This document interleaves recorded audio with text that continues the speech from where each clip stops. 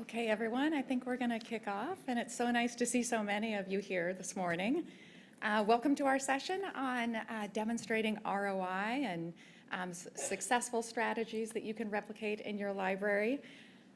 We're very excited to be here, and I think as we saw the attendees go up on the schedule, we knew what a critical hot topic this is for all of us. So we are very happy to be here.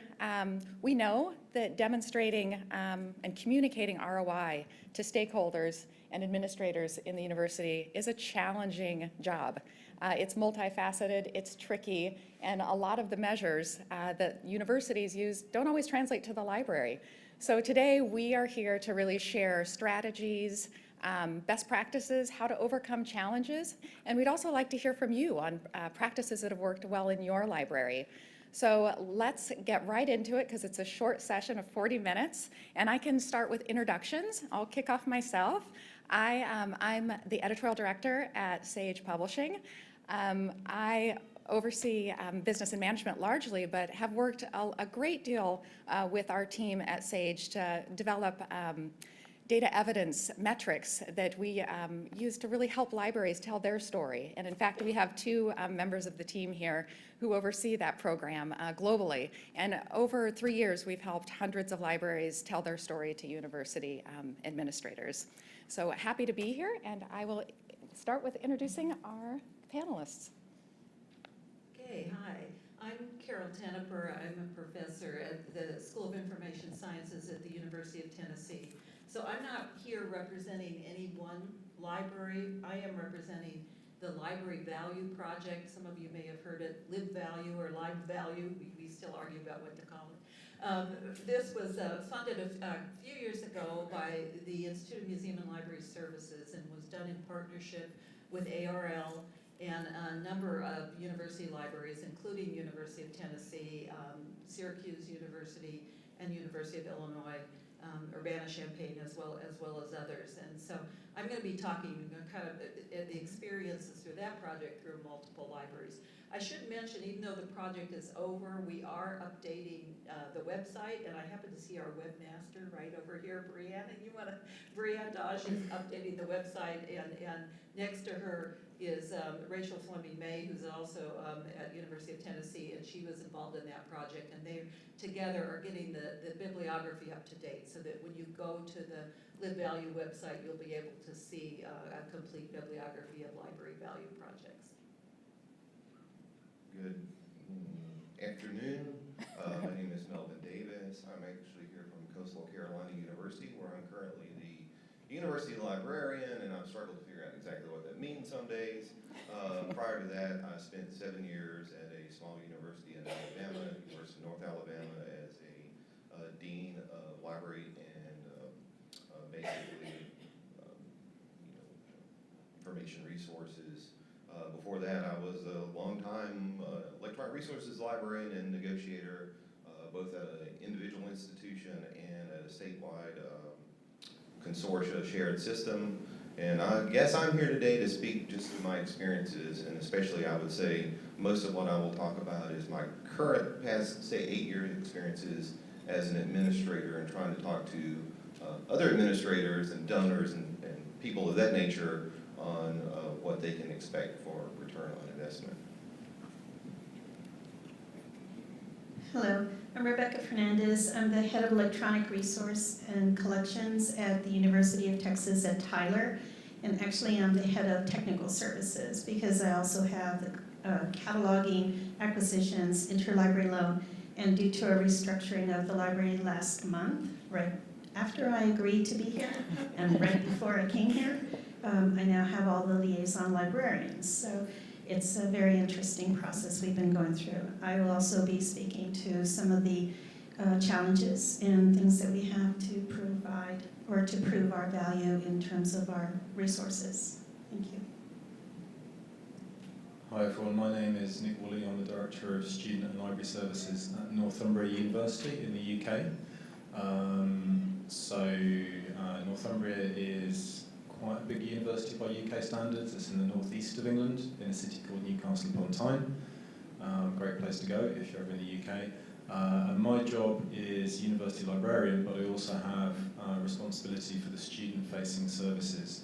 I don't quite know exactly what you would call those, but it would cover things like student well-being, employability, so career services, and probably what you would consider student success or student affairs. So I'll be speaking mostly from my perspective of my current role, where I've got responsibility for the library, but probably maybe a different take in terms of how we demonstrate ROI in a positional, strategic way, because of the other responsibilities I have. I've been working in academic libraries for probably about 20 years, worked in several universities in the UK, been lucky to have lots of different roles, including probably about half of that time in information resources. So I'm looking forward to the conversation. Very good. And we'll kick off the conversation with a big question. Really, what are some of the challenges? What are some of the key challenges that you are facing in your libraries on telling the ROI story, and how have you overcome them? So we've got 2 minutes to do this, and it could take 2 years, right? But just from the experience of working with lots of different libraries and testing different methods, I think one of the challenges that maybe is sort of fundamental is just how do we define ROI?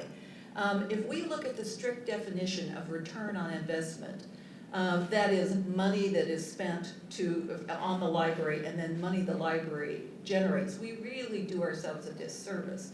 If you're promising ROI to your administrator, a lot of the fundamental things about ROI are not compatible with what the library does. And so you have to be really careful on what you're promising in terms of return on investment. Now, there's a few things where strict return on investment works. So, for example, if you buy some marvelous book, a high-profile book that for your special collections that you're going to build a development campaign around, you've got money you spent on that. You can measure the money that comes in.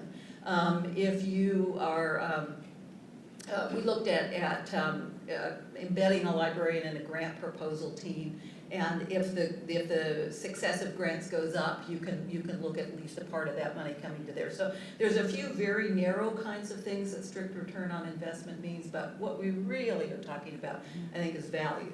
And so the biggest challenge is to kind of change our conversation here and talk about how do we measure the value to the stakeholders. And to do that, the real challenge is you've got to break down everything the library does. If you try to measure the value of the whole library, you know this, it's really impossible. What you have to do is you have to look at the value of a particular service to a particular stakeholder. So for example, libraries do a lot with looking at downloads or use of materials, but that shows you amount of use, but it doesn't show you value. And so going the next step by incorporating other techniques that find out what did people do with the materials they used, how did that help them be better faculty members, be better graduate students, be more successful in their undergraduate courses. That's the real challenge of measuring value. Well, how does the library contribute to the various stakeholder communities? So I think that's what a lot of the things we test and look at, and that goes beyond thinking of just money in, money out, and looking at improving the lives of your constituents. So we'll stop there. Okay, well, Carol said it all, so that'll end the session. No, actually, what you say is true, and I've got notes here on my iPad, so hopefully I can follow them because it's not something I am used to doing, so I decided to break away from paper today, which is probably not a good idea. So one of the first things I thought about is when we were sort of talking about this session is just thinking about ROI and all of the conversation around it and all the data that we're collecting. And at the end of the day, you sometimes wonder, why is it even important? I think it kind of tacks back to what Carol said, because we've done this in the past. You know, we've collected search data, we collect all kinds of internal data that we provide to reports for administrators or iPads or someone, right? But at the end of the day, who's really looking at it and who's working with it, and do people even understand it? One of the things that I thought about is I wrote a note to myself and I called it usage cost value. And I feel that this has been the library go-to thing for some years, at least in the electronic resources world, right? Trying to look at the cost value, like Carol was talking about, the searches, the cost per FT or whatever it may be, and then going to the administrator and saying, well, you know, we have this thing, it's $30,000, this many searches, it's 30 cents per whatever. That means nothing. You know, I think the administrator only hears, oh, 30,000, you said $30,000, and that's an amount that we can probably cut. The other challenge that I have seen is in my position, sort of trying to steer the full ship, is the value of our services. I mean, at least we've got some data on some of this stuff, but then when you try to value services, it gets even more complicated. You know, for example, how much did I just pay the reference librarian to spend, you know, and I don't know, we've broken away from this to some degree, 3 hours on a desk to answer questions about, you know, where the restroom is or something of that nature. So that's also hard to value. So you have all these things happening, and it's very difficult to sort of nail down. And like I said, at the end of the day, often you go talk to the provost or some administrator, and there's still no clear communication as to what it is we're trying to talk about. Sort of tied onto that, I wrote down another note of something, I'll call it the moving wall of value, which I think is sort of what I've already said in some way. Many years ago, the value was what? You know, you had a large collection, you had so many seats in the building, and all those types of things, and that seemed to be good enough. And then we were able to measure things with electronic resources, and then we got, you know, I remember the question for a while from the provost was always, you know, what's the foot traffic like in the building, and all those types of things.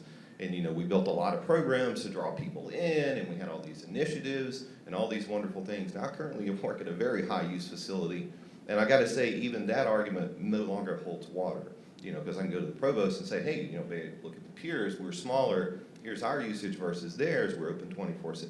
You know, it really sort of, it's not the argument anymore. So I guess my big question here and my challenge is, ROI moves, the wall of value keeps moving, and I think that that's where we need to figure out how to keep moving with it.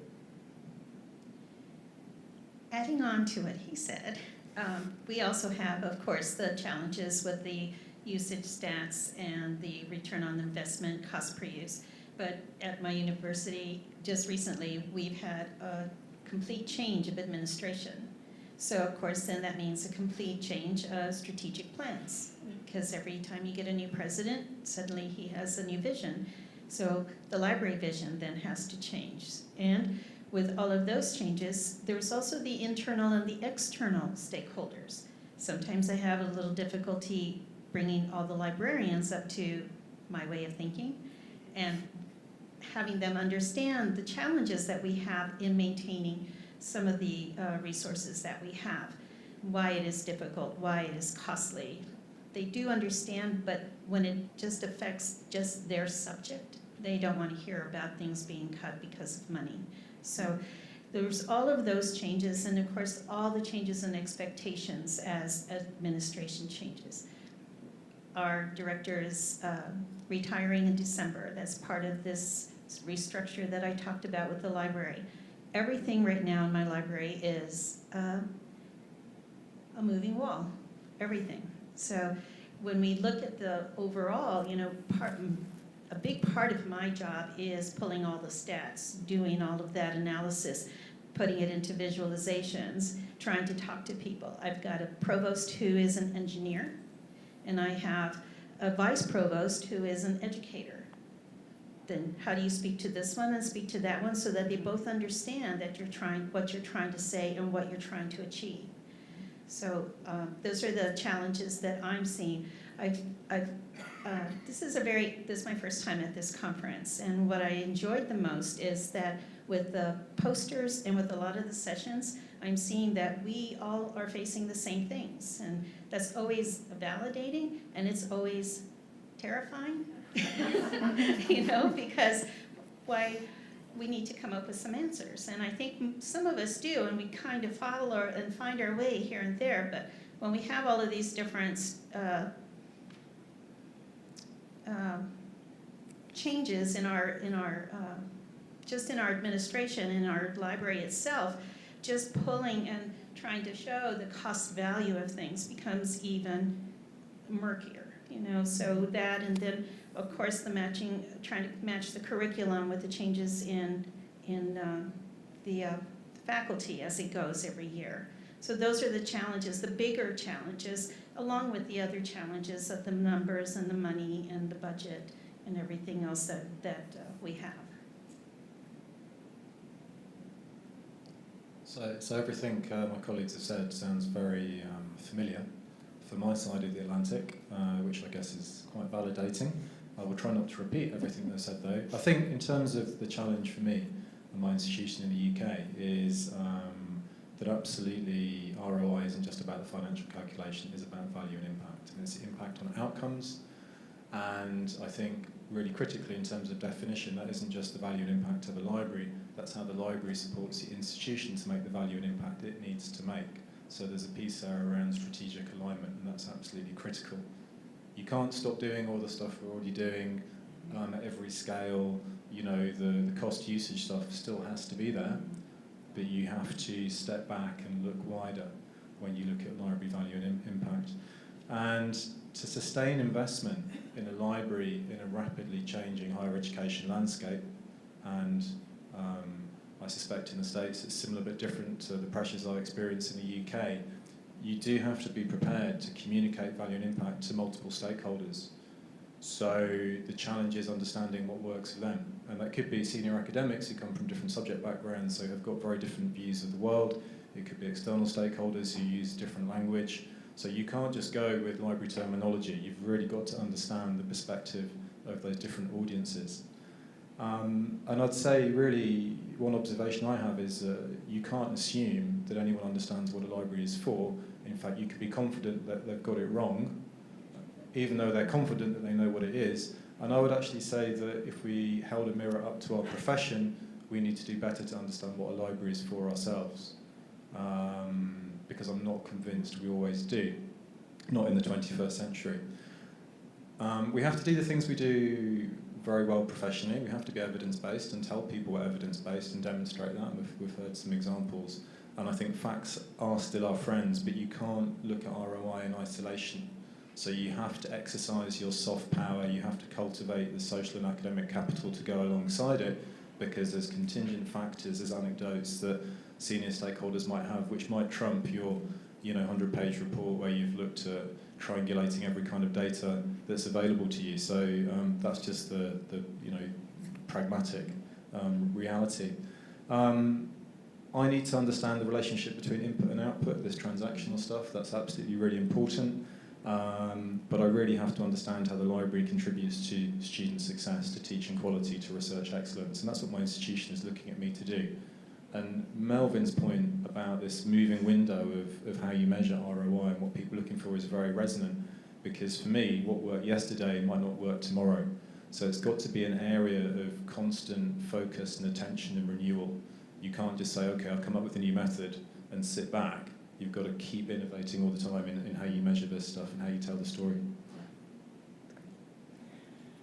Well, I think many of you've touched on the communication piece too, which is equally tricky. You have varying stakeholders, different departments, administrators throughout the university, and there are challenges with communicating too. And how about we talk a little bit about how we've overcome some of those communication challenges in reaching out to stakeholders effectively?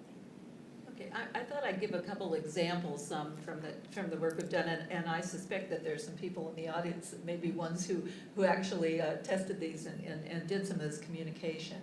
And I'm talking about communication here to the internal funders, that is internal to the university but external to the library, so the provost or the vice chancellor or whatever it's called at your institution. And how do you demonstrate the value of what you do? We started this project by interviewing at 9 different universities around the world that level of person and saying, what do you think the library should be doing? And one of the things that came up over and over again was this idea of helping our faculty and our students succeed. The library is really, we expect the library to provide the resources, the services, whatever that helps across all all departments and all disciplines and all ages, help give them the tools and the services they need to succeed. And so that made us think, how do you demonstrate helping succeed?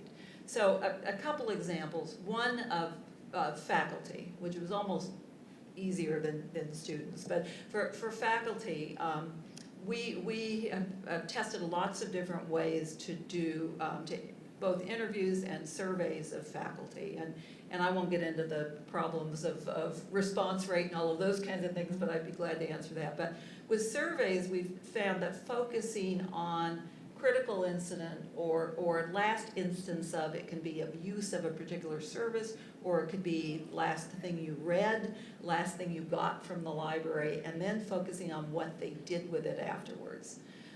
That gave us quantitative data, but it also gave some qualitative, so it gave a mix. So if the, so we could take, assuming we get a lot, and we usually do, we have a lot of instances then. We have a range of faculty, but we have instances of use. So instances of reading things that came from the library collection, or instances of using something. And then how many of those did you cite? How many, what did you do? How did it affect your scholarship? Did you use it for teaching or research? And by the way, all these instruments are available on the LibValue website, so you can see exactly what we ask them. Then, because we have this idea of success, we decided what are the high achieving faculty members? How do they differ from the other faculty members?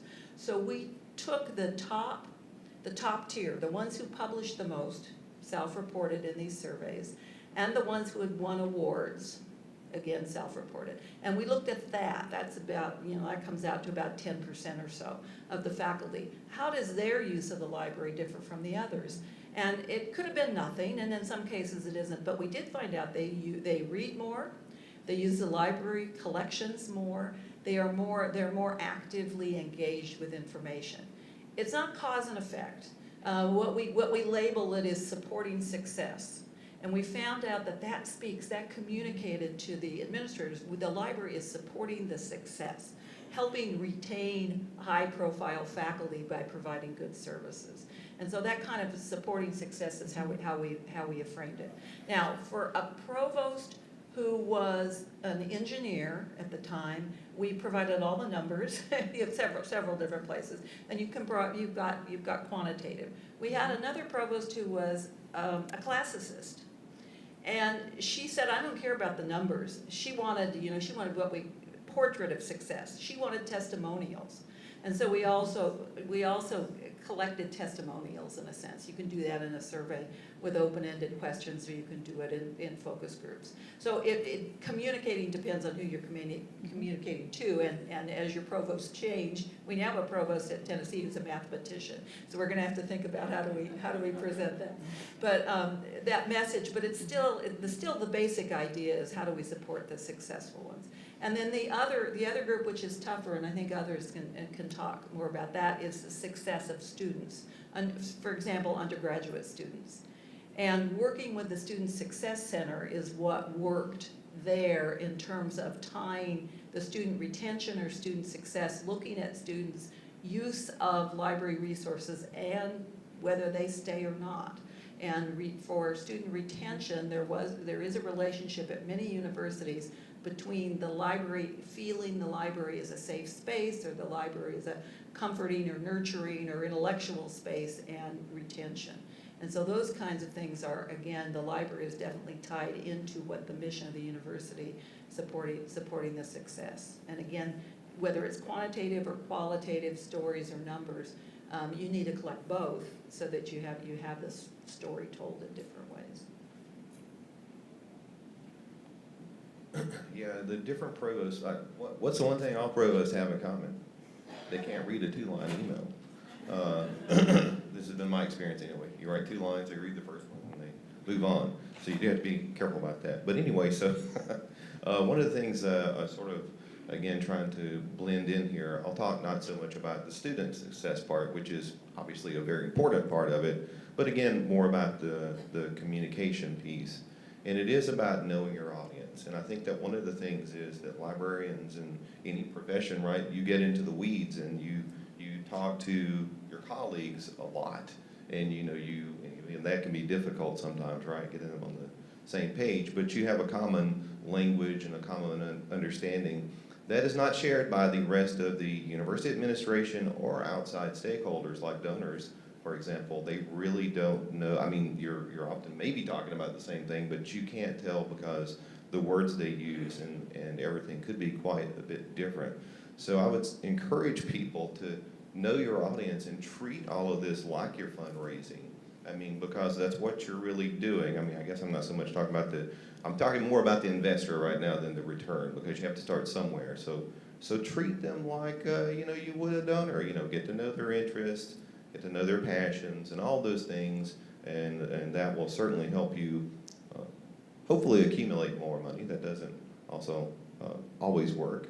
And it can be different too. I mean, sometimes you may need to go to the provost for a particular thing, but sometimes it could be someone else on campus. Maybe it's and the titles are fluid, right? VP of Finance, VP of Students, and maybe you need to sell them on the idea first, right? They may be the investor, and if you get their investment, then maybe that moves to the provost, et cetera. So just be cautious of that. The other thing I wanted to mention real quickly, and again, I think this is all, you know this stuff already, but sometimes I think, again, you get in the weeds and you forget, at least I do, establish trust. Whoever this person, whoever the investor is, you need to have some line of trust. That's the most important thing with any donor for certain. And I would say it's also the most important thing with any provost, because I brought provost a lot of data before, and just like everyone else, they can sometimes be data deniers and say, well, you could shift this in any direction you want to. But once you've established that trust with them, you can kind of move past some of that stuff. I was thinking about too, since this is about things that have been successful, interesting, sometimes the return on investment is very high for very little. One of the examples I was thinking about is I used to have a person that would send the library a check, like $200 check every other month or every month.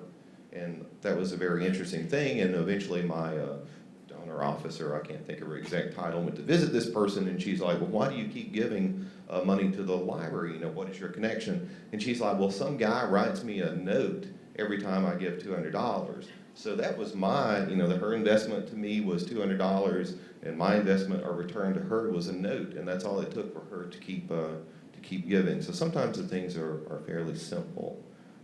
Have visuals. I think that you spoke to that a little bit, data visualization. But the visual could be something fairly simple. It could be like if you're trying to get someone to invest in making a better study room or making something, do a mock-up of that and show them. Sometimes that goes a lot further than trying to talk about it, and all those types of things. So, and finally, and I think this speaks back to what Carol was saying with the classicist, never underestimate anecdotal information. I mean, it could be from students, which provosts and administrators, their ears perk up when it's from students, or sometimes faculty, depending on the faculty, of course. But yeah, never underestimate the anecdotal value when you're providing a report or talking about something that you're trying to achieve. Going at it from a little bit different aspect in terms of showing value of the entire library. We have librarians who play a part on the graduate council, the undergraduate council, the faculty senate, and the faculty development committee, which is new. So we have a voice on all of those committees, but we also have an in on the new changes that are coming, new programs, new classes, new courses, what's changing across the campus. So we bring that back to the library, and we get a head start on what resources do we have in support of those changes and in support of those programs that are coming. But more importantly, we're developing partnerships with the faculty and then with the dean of the students and also the dean of the different colleges. With those partnerships, we're coming across now with teaching partnerships with the librarians and the professors, and also authorship partnerships with books and articles, and research partnerships. All of those add value. All of those show the campus across the campus, that the librarian or the library itself is more than the books and the databases and the numbers, and it all shows our commitment and our abilities. And then you bring that around to how all of that helps with student access, how all of that helps the professor, helps the campus community across the board provide better in every way for the students and the student success. One example is I had an English professor who would give me all of the papers written by his students, and I would check all the resources and references, build him a small table of which ones were peer-reviewed, which ones were from the higher ranking journals, all of these things. And we would do that throughout the entire semester. And he could then reflect. We also then adjusted the information literacy courses as we went through that semester, specifically for his class. From the beginning of the semester to the end of the semester, he could gauge then how a student paper and how their research had improved or not improved, and how much of it had come because of their use of the library and their use of the resources. And then he had a way to show, he had something to definitely to show the other students, this is the difference that it can make, and this is the value that your library brings to you. So there are many different ways, and when we, just like this gentleman, my panel mate, I'm sorry, said, it is about the numbers, it's about knowing your audience. It's also, I think, about building those partnerships and having a voice on those different committees and those different connections that you can make with the faculty and other members across the campus for the library in general. Okay, so what works for me? Well, I think most of what we've heard all sounds, again, very familiar, and the things that we would do in the UK. I think there is something very powerful about having others tell the story about your value. So if you've got a third party advocating essentially on your behalf, then they will have a kind of credibility you will never be able to earn yourself. That's just how it is. And I do always enjoy when students in particular speak about the value of a library, and they do this, I think, in most institutions in the UK, but they do it in sector research at a national level. And that's incredibly powerful, because that doesn't reflect my agenda. I've not gone out and put a spin on any data or adopted a methodology that might have some bias in it or anything like that. So those things are really powerful. For one thing that's been working for me, I think, a little bit, is empowering all the library staff to take ownership of the concept that they can tell a story about the value and impact they deliver above the library and to strategic priorities outside of just the usual transactional data. Because I can't do that by myself, my leadership team can't do that by myself. It's got to be a practice we develop professionally. And that might include data literacies and visualization. It might also include just updating the approach to being evidence-based. One thing we do a lot in the UK, I don't know what it looks like in the US, but we use a lot of external standards, which aren't necessarily library standards, which might demonstrate our quality and value. So, for example, one way we look at students, one way, it's not the only way, but we've been doing it since the 90s because that's how they've been behaving, is we treat them as customers to an extent. And so a lot of libraries in the UK have our government's gold standard for customer service. It's a standard called Customer Service Excellence. You go through quite a rigorous annual accreditation to get it, and then you slap the logo on all your assets, and you say, this external government standard is something we've attained. And that's beyond higher education, that's for any sector. So again, that brings some credibility. I think one big message I'd probably share is that it's important for libraries to demonstrate a willingness to do things differently and have a can-do attitude. So not just making your priorities as a library the priorities of the institution, but also making sure that you're building bridges, not walls. You're not being perceived as a silo. You're not being perceived as protectionist. If you've got a voice in all these committees, don't use your voice to say library, library, library, library. Be known as someone from the library who can help do these things which aren't just about the library. So you have great services, but you're an expert. And in my university, we try and do this a lot. We also try and do things, for example, space. None of us have enough space. I don't know any library that has enough space. We've given up space in my library, actually given up meters squared to share and open up to other services, host other kinds of student support, get other stakeholders involved. Actually, by doing that, we've gained, I think, an acknowledgement that we have an expertise around space, which means that we can actually gain in the long term. So that's quite a big thing for us. It's really interesting. I think Melvin was talking about the reference desk and the whole cost-benefit issue. We all know about that historically. We don't have in our library any library desk of any kind. There is no front line in my library. We share a single student-facing frontline service that the whole university has. It's easy to do that because the library created that. The library gave up 30 FTE to see that 5.5 years ago. I did that, and now it's part of my portfolio. But there are 3 places where students go on our campuses to ask for help. And it's all one team, it's there 24/7, and they can ask any question. And that's the way we're student-centric. But you have to kind of give to get back, and it's this whole sense of how, the understanding how investment works at that level.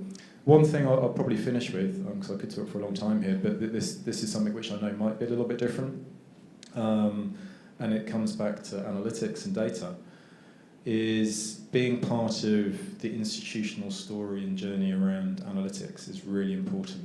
So one thing we've been doing at my institution is we've got a partnership with Civitas Learning, which is a North American-based company working with lots of US higher education institutions, and we've put library data into that analytics platform. So Carol's talking about all the research that she's been involved with around demonstrating, the statistical correlation between measures of library use and research success or student success. Well, we've put some library data, it's print loan circulation data from ALMA, our library system. We've put it into the Civitas learning platforms, and it's come out as one of the most powerful predictors for students at risk of not persisting, so students who might drop out. And by giving up our data, that's one way to describe it, we're getting that library data in the institution above the library level, and that can then be used, and it is being used, to drive contact with students to support them in a very deep way. So we don't have anything different in terms of privacy and ethics concerns in the UK. We've got very stringent legislation. Students have to opt in to having their information shared, but this is really powerful. And again, in terms of the value of the library and maybe the value of a print collection, this really is a very tangible, credible way of demonstrating that institutionally. Great. This time has gone really fast, and we have about 2 minutes, so wanted to open up for maybe one question, and then would welcome everyone, if you have questions, to come up to the stage just to talk with us a bit. Yes, go ahead. Most librarians and library administrators, even though they face some very large budget reductions, will try to altruistically minimize the impact on students and faculty. Most provosts could instantly show higher ROI or value per cost by increasing the library budget and staffing by 25 to 30%. After large budget reductions, how do you demonstrate ROI? Can you repeat the question? I don't think people heard you. Yeah, well, yeah, after large budget reductions, how do you demonstrate ROI? A provost can demonstrate higher ROI by cutting the costs of, cutting staff or cutting the library costs. Boy, there isn't a good answer, but one of the answers is that's one reason why we don't want to get completely tied into ROI. The library has value beyond money in, money out. So there's got to be a concern. You cut costs, you also cut service. So there needs to be a tie directly between the services to the students and the faculty and the cost of that, but it has to be an outcome of what they do. Not a good answer. Do others have? I think we have to wrap up. Well, okay, this is probably, I don't know if this is a popular answer or not, maybe not, and it might be what you'd expect someone in my role to say, but the expectation of my institution would be that we can do more and better for less all the time by doing things differently. And focusing on what's important and just continuous improvement, and if not that, then step change. So my library's staff base is reduced and we have more services at high quality, and we've been doing that for five years.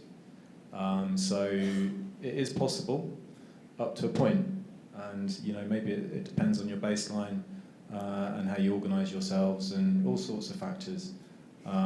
You have to, I think, probably in the kind of role I have, and Melvin certainly, you have to be a very strong champion to protect and sustain the investment. And what you have to realise is that's not an absolute position to have. You do have to give to take, and you have to be quite strategic and sometimes tactical around that.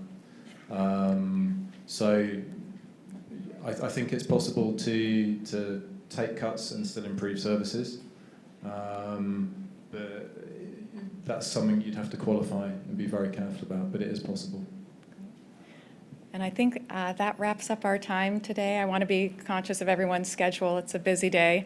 Thank you for attending our session, and if you have further questions, please approach our panel.